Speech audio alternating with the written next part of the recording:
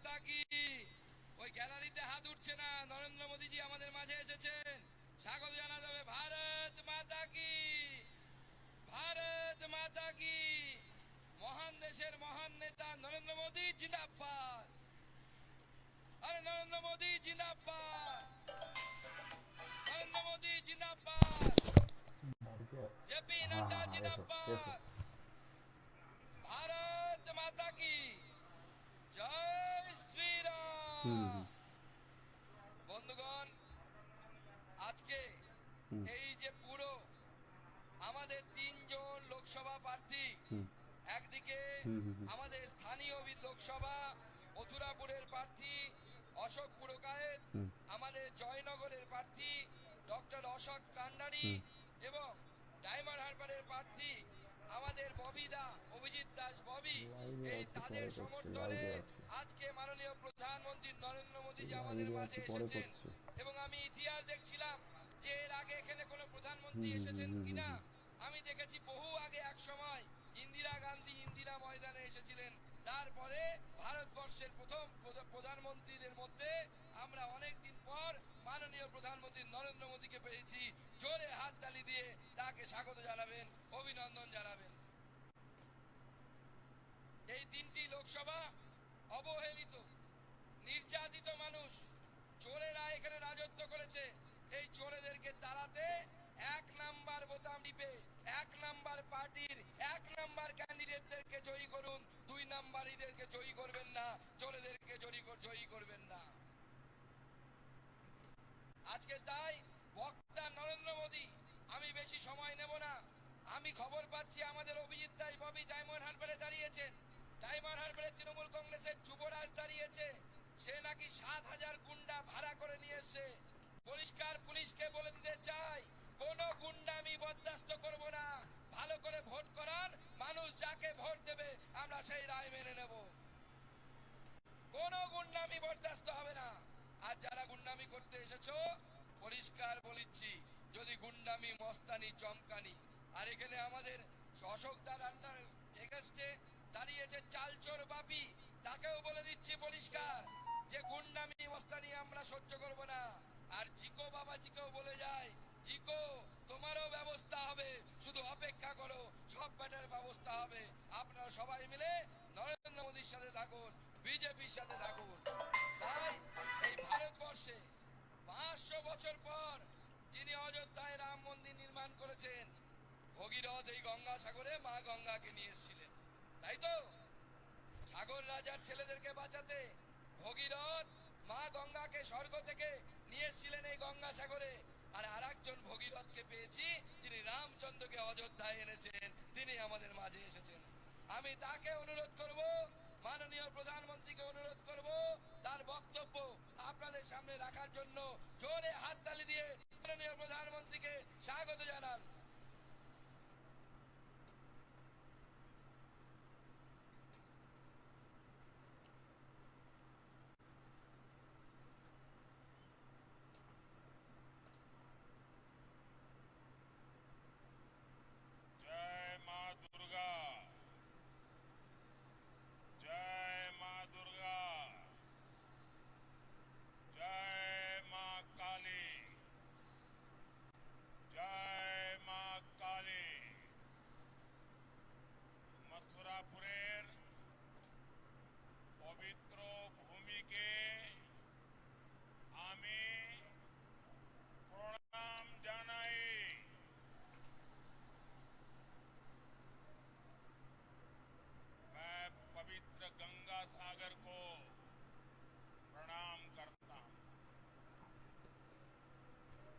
पवित्र तीर्थ में आप सभी का, माताओं बहनों का ये अनंत आशीर्वाद मैं देख रहा हूं, ये बताता है कि बीजेपी की विजय कितनी प्रचंड होने जा रही है।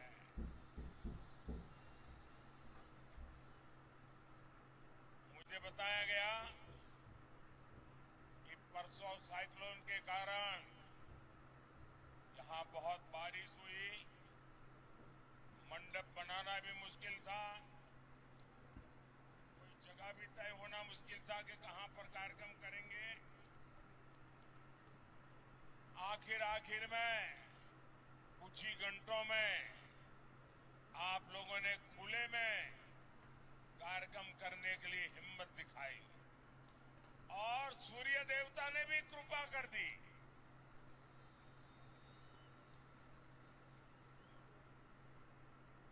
इतने कम घंटों में इतनी बड़ी रैली की योजना बनाना, मैं आप सबको हृदय से धन्यवाद देता हूं। ये तब संभव होता है जब जनता जनार्दन खुद चुनाव की बागडोर संभाले हुए हो। जनता जनार्दन खुद चुनाव का नेतृत्व करती हो, तब ऐसा दृश्य बनता है। मैं आज आप सबको शत शत नमन करता हूं। मैं आज आपके साथ ही कोलकाता के भी लोगों का आभार व्यक्त करूंगा। कल शाम कोलकाता के लोगों ने रोड शो में और उसके पहले भी और उसके बाद भी जो प्रेम दिया, जो स्नेह दिया, जो आशीर्वाद दिए, मैं ये दृश्य कभी भूल नहीं सकता।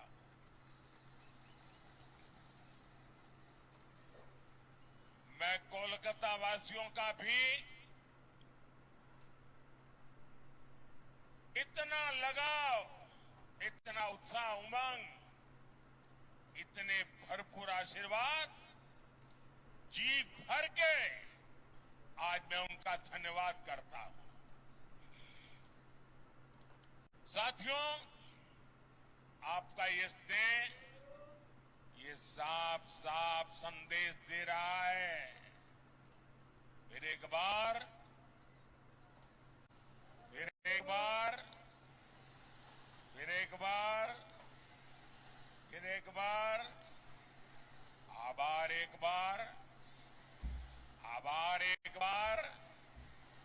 आभार एक बार। साथियों, 24 के इस चुनाव में बंगाल में ये मेरी आखिरी सभा है। इसके बाद मैं उड़ीसा चला जाऊंगा। कल आखिरी दिन मैं पंजाब में बिताऊंगा।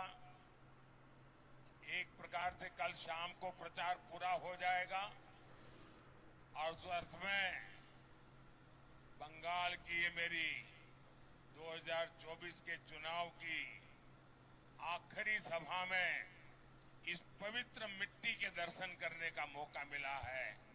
आपके उत्साह और उमंग को अनुभव करने का मौका मिला है। 2024 का ये लोकसभा चुनाव कई मायनों में अलग है, अद्भुत है। ये चुनाव आगे बढ़ करके देश के राजनीतिक दल नहीं, देश के राजनेता नहीं, ये चुनाव कश्मीर से कन्याकुमारी, अटक से कटक देश की जनता ने उसकी बागडोर संभाली हुई। इस चुनाव का नेतृत्व देश की जनता कर रही है, क्योंकि उसी जनता ने 10 साल की विकास यात्रा भी देखी है और 60 वर्षों की दुर्गति भी देखी है। आप याद करिए, देश के करोड़ों गरीब जीवन की मूलभूत सुविधाओं से वंचित थे। भारत जैसे देश में भूखमरी की खबरें आम होती थी। करोड़ों लोगों के सर पर छत नहीं थी। महिलाएं खुले में शौच जाने के लिए मजबूर थी। पीने के लिए पानी नहीं। 18,000 से ज्यादा गांवों में बिजली नहीं। उद्योगों के लिए संभावनाएं नहीं। ये तो एक दृश्य है। सबसे बड़ा दुर्भाग्य ये भी था कि सुधार के लिए चर्चा भी नहीं होती। परिवारवाद की राजनीति ने करोड़ों करोड़ युवाओं के सपने मार दिए थे। 5 पीढ़ी को आजाद हिंदुस्तान में तबाह कर दिया गया। उनके सपनों को रौंद दिया गया। उनकी आशा आकांक्षाओं को मिट्टी में मिला दिया गया। जो देश हमारे साथ आजाद हुए थे, हमसे छोटे थे, सामान्य थे, वो आज कहां से कहां पहुंच गए। हमारे पास इतना टैलेंट, इतना स्किल का सामर्थ्य, युवा आबादी की बढ़त, लेकिन हम पीछे छूटते चले गए। वही भारत आज जब नई रफ्तार से आगे बढ़ रहा है तो पूरी दुनिया देख रही है। आज पूरी दुनिया में भारत का डंका बज रहा है। बज रहा है कि नहीं बज रहा है? आज दुनिया में भारत का डंका बज रहा है कि नहीं बज रहा है? अमेरिका में भारत का डंका बज रहा है। यूरोप में भारत का डंका बज रहा है। ऑस्ट्रेलिया में भारत का डंका बज रहा है। जापान में भारत का डंका बज रहा है। ये किसने किया? ये किसने किया? ये किसने किया? ये किसने किया? ये किसने किया? जी नहीं, आपका जवाब गलत है। ये सब हुआ है आपके एक वोट की ताकत से। ये आपका वोट जिसने मोदी को मजबूत बनाया, और मोदी की मजबूत सरकार ने दुनिया में भारत का झंडा फहरा दिया। ये ताकत मोदी की नहीं, ये ताकत आपके एक वोट की है। हमने 10 साल में 4 करोड़ गरीबों को पक्के घर बना करके दिए। 12 करोड़ से ज्यादा घरों तक पानी पहुंचाया। हर गांव तक बिजली पहुंचाई। आज हम विश्व की 5वीं बड़ी अर्थव्यवस्था है। हम तीसरी बड़ी अर्थव्यवस्था बनने की दिशा में तेज गति से आगे बढ़ रहे हैं। अब भारत विकसित भारत बनने की राह पर चल पड़ा है। अब आने वाले 5 साल स्वर्णिम भारत के निर्माण में निर्णायक भूमिका निभाएंगे। एक बहुत बड़ा टर्निंग पॉइंट है और इसकी शुरुआत 4 जून को होने जा रही है। साथियों, विकसित भारत के लिए विकसित बंगाल का निर्माण जरूरी है। ये तभी होगा जब आप ऐसे एमपी चुने जो इस विजन को लेकर चले। इसलिए मुझे बंगाल से ज्यादा आप कमल जिताकर भेजेंगे, इसका आशीर्वाद चाहिए। मुझे ज्यादा से ज्यादा बीजेपी के एमपी चुन करके आप भेजें, इसके लिए मैं आपका आशीर्वाद मांगने आया हूं।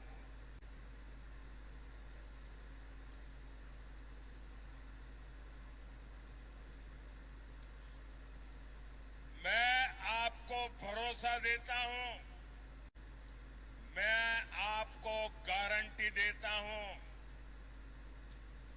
मैं विकसित बंगाल बनाने के लिए पूरी ताकत लगा दूंगा।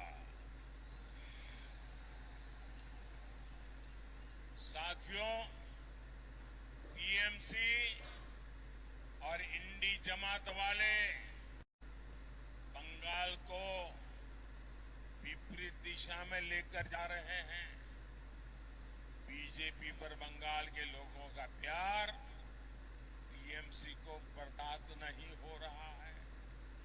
इसलिए टीएमसी पूरी तरह बौखलाई हुई है।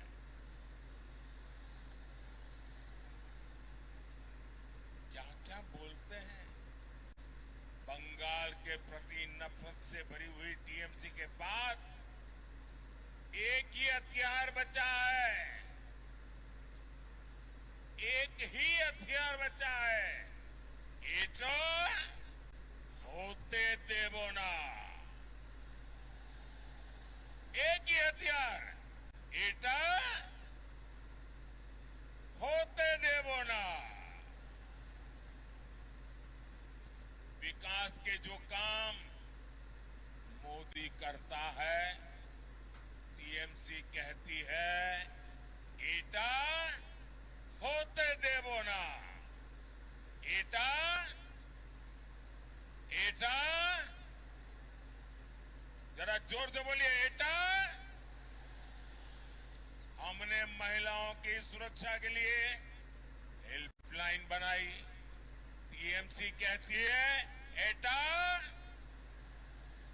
एटा होते देवो ना, एटा होते देवो ना। हम देश की हर महिला को उज्ज्वला सिलेंडर दे रहे हैं। बंगाल सरकार लाखों एप्लीकेशन लटकाए हुए हैं। टीएमसी का कहना है एटा एटा होते देवो ना, एटा होते देवो ना। मोदी ने हर गरीब को मुफ्त इलाज की गारंटी दी। अब हम 70 वर्ष से अधिक उम्र के हर बुजुर्ग को बीमारी में मुफ्त इलाज देंगे। लेकिन टीएमसी बंगाल में आयुष्मान योजना नहीं लागू होने दे रही है। टीएमसी कह रही है एटा एटा एटा होते देवो ना। साथियों, टीएमसी की जीत का बहुत बड़ा नुकसान इस क्षेत्र के लाखों फिशरमैन को हो रहा है। केंद्र सरकार मछुआरे भाई बहनों के लिए इतनी सारी योजनाएं चला रही है। हमने मत्स्य पालकों को, फिशरमैन को किसान क्रेडिट कार्ड की सुविधा दी। यहां रायदीगी में हमने फिश कल्चर सेंटर दिया। हमने पीएम मत्स्य संपदा योजना शुरू की। इसके लिए 20,000 करोड़ रुपए से ज्यादा का फंड दिया। लेकिन टीएमसी सरकार का यहां भी वही रवैया, एटा एटा एटा होते देवो ना। टीएमसी बंगाल में फिशिंग से जुड़े केंद्रीय कानून लागू नहीं होने दे रही। इससे फिशरमैन को इंश्योरेंस क्लेम लेने में दिक्कत आ रही है, बीमा नहीं मिल रहा है। लेकिन टीएमसी वालों को आपकी चिंता नहीं है। इनको तो अपने तोलाबाजों और कट मनी सिस्टम से मतलब है। ऐसी टीएमसी को जरा मुझे पूरी ताकत से बता दीजिए, देश पूरा आपको देख रहा है, क्या ऐसी टीएमसी को आप सजा देंगे? आप टीएमसी को सजा देंगे? कड़े से कड़ी सजा देंगे? हर पोलिंग बूथ में उनका सफाया कर देंगे? साथियों, इस क्षेत्र में नदी कटान रोकने के लिए हमारी सरकार पैसे भेजती है।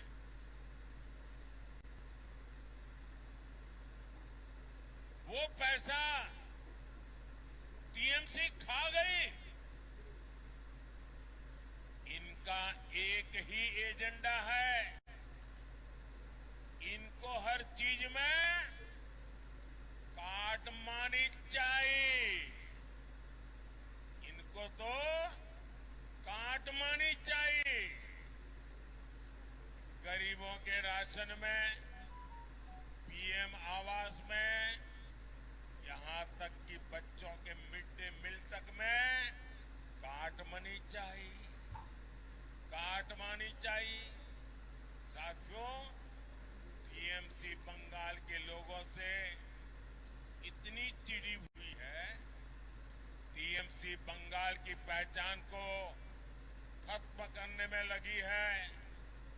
ये बंगाल के मठों को, साधु संतों तक को नहीं छोड़ रही। टीएमसी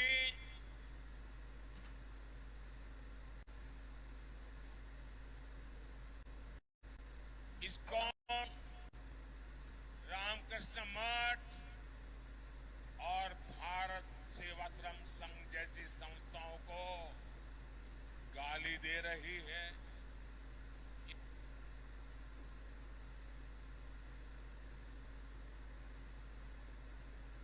इसके गुंडे मठ पर हमला कर रहे हैं। जय श्री राम, जय श्री राम, जय श्री राम। राम मंदिर हमारी आस्था का केंद्र है। टीएमसी के लोग राम मंदिर को अपवित्र बताते हैं। ऐसी टीएमसी कभी भी बंगाल की संस्कृति की रक्षा नहीं कर सकती। भाइयों और बहनों, अब तो टीएमसी सरकार तुष्टीकरण के लिए देश के संविधान पर भी खुलकर हमला करने लगी है। हमारे संविधान ने दलितों, पिछड़ों को आरक्षण दिया है, लेकिन बंगाल में उस आरक्षण की खुली लूट हो रही है। मुसलमानों के फर्जी ओबीसी सर्टिफिकेट बनाए जा रहे हैं। ओबीसी समाज का हक छीनकर मुसलमानों को दिया जा रहा है। कोलकाता हाईकोर्ट ने ये फर्जी सर्टिफिकेट रद्द कर दिए। टीएमसी हाईकोर्ट का आदेश टाल नहीं सकती, लेकिन मुसलमानों में झूठ बोल रही है, भ्रम फैला रही है। आप कल्पना करिए, तुष्टीकरण के लिए ये लोग किस सीमा तक जाने को तैयार है। 1 जून को आपका एक वोट इन खतरनाक इरादों को रोकेगा। हम सुरक्षित और विकसित बंगाल की नई यात्रा शुरू करेंगे। साथियों, आज बंगाल के युवाओं को मिलने वाले अवसर ये घुसपैठिए छीन रहे हैं। आपकी जमीन जायदाद पर वो लोग कब्जा कर रहे हैं। पूरा देश चिंतित है। बंगाल के सीमावर्ती इलाकों में डेमोग्राफी बदली गई है। इन लोगों ने सीएए का इतना विरोध क्यों किया? सीएए को लेकर इतना झूठ क्यों बोला? इतना झूठ क्यों फैला रहे हैं? लेकिन बंगाल में इन्हें अवैध घुसपैठियों को बचाना है। जो हिंदू शरणार्थी है, जो मतुआ समाज के लोग हैं, टीएमसी उन्हें यहां नहीं रहने देना चाहती। लेकिन आप चिंता मत करिए। 4 जून के बाद टीएमसी के इन सारे हथकंडों की हवा निकलने जा रही है।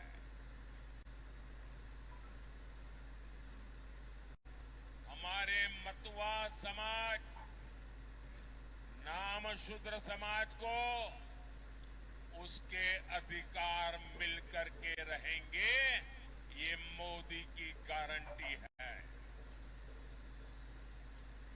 सभी शरणार्थियों को आन बान शान के साथ भारत की नागरिकता मिलेगी, ये मोदी की गारंटी है। साथियों, टीएमसी ने बंगाल और इस क्षेत्र को विकास से वंचित रखा। लोग भी समझ चुके हैं, ईमानदारी से विकास ये केवल और केवल बीजेपी ही कर सकती है। हमने यहां 2 फूड प्रोसेसिंग यूनिट्स लगवाई है। हम कोलकाता पोर्ट के कंजेशन को भी कम करने के लिए काम कर रहे हैं। आप बीजेपी को बंगाल में मजबूत करिए। आपकी हर अपेक्षा बीजेपी ही पूरा करेगी। साथियों, इस बार आपका एक वोट देश की राजनीतिक दिशा भी बदलने का काम करेगा। 4 जून के बाद अगले 6 महीने में देश में बहुत बड़ा राजनीतिक भूचाल आने वाला है। ये परिवारवादी पार्टियां अपने आप बिखर जाएगी। इनके कार्यकर्ता भी अब थक चुके हैं। वो भी देख रहे हैं कि देश किधर जा रहा है और ये पार्टियां किधर जा रही हैं। साथियों, हमारे साथ यहां मंच पर बीजेपी के 3 प्रत्याशी उपस्थित हैं। मथुरापुर से श्री अशोक पुरकायत जी, जयनगर से डॉक्टर अशोक कंडारी जी और डायमंड हार्बर से अभिजीत दास बॉबी जी। मेरा आग्रह है, इन्हें भारी बहुमत से विजयी बनाएं। इन्हें दिया हुआ आपका वोट मेरी शक्ति बढ़ाएगा। मैं रविंद्रनाथ टैगोर को याद करते हुए अपनी बात समाप्त कर रहा हूं। और मैं बंगाल के लोगों का भी जो उत्साह, उमंग और समर्थन दिया है, इसके लिए आभार व्यक्त करते हुए आज की मेरी अंतिम सभा, इस चुनाव की अंतिम सभा का आखिरी दौर है। गुरुदेव रविंद्रनाथ ने कहा था, ओ आमार देशेर माटी, ओ आमार देशेर माटी, তোমার পরে থেকে, তোমার পরে থেকে মাথা তোমাতে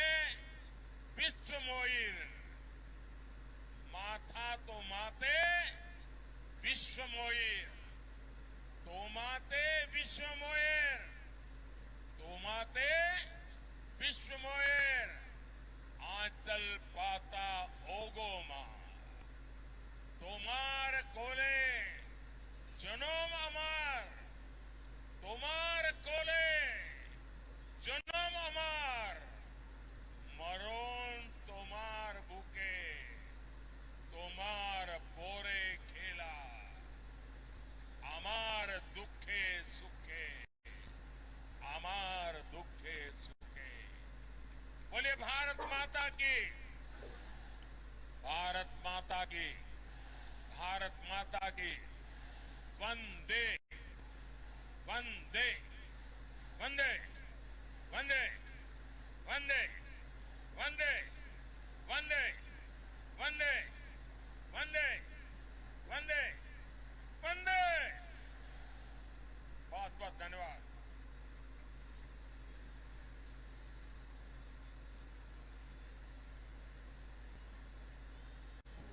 অন্যান্য খবর দেখতে চোখ রাখুন জেলার বার্তায়।